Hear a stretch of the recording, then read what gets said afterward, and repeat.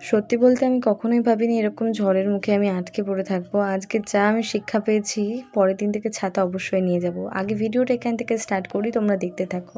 এখন রেডি হয়ে গিয়ে একটু ছাদে এসেছিলাম ভিডিওটা একটু শ্যুট করতে। তারপর ঠাকুরটাকে টুকুস করে প্রণাম করে আমি টুকুস টুকুস করে আমার গন্তব্যে চলে যাচ্ছি।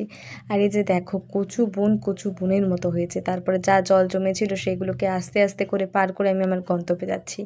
চলে এসেছি আমি আর মা। এখন টুকুস করে অটোতে বসেই ফুল গাছের কাছে চলে এসেছি। মা আমার জায়গায় চলে গেছে, আমি আমার জায়গায় চলে এসেছি। আর এই ফুল গাছটা আমি যত দেখি আমার তত বেশি ভালো লাগে। দেখো কার না এই ফুল গাছটা থেকে ভালো লাগবে। তারপরে আমি কম্পিউটারে চলে এসেছিলাম। কম্পিউটারটা টুকুস টুকুস করে করে বাড়ি ফিরবো। এখন দেখি এত বৃষ্টি হচ্ছে, বিশ্বাস করো বিশাল বৃষ্টি হচ্ছিল, ঝড় হচ্ছিল।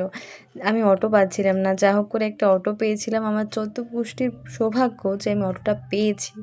তারপরে এখন অটো পেয়েছি, কিন্তু অটো পাওয়ার পরেও তো আমার 10 মিনিট বা 20 মিনিটের রাস্তা থাকে হাঁটা। সেই রাস্তাটা পুরো আমাকে ভিজে ভিজে বাড়ি আসতে হয়েছে। আর তার উপরে আমাদের এখানে লাইটিং হয়েছিল, সেটা দেখে একটু মনটা ভালো হয়ে গেছিলো। তারপরে প্যারাসিটামলের সাথে একটুখানি কিসমিস খেতে খেতে, তারপরে একটুখানি মাঞ্চ খেতে খেতে ভিডিওটা এন্ড করলাম।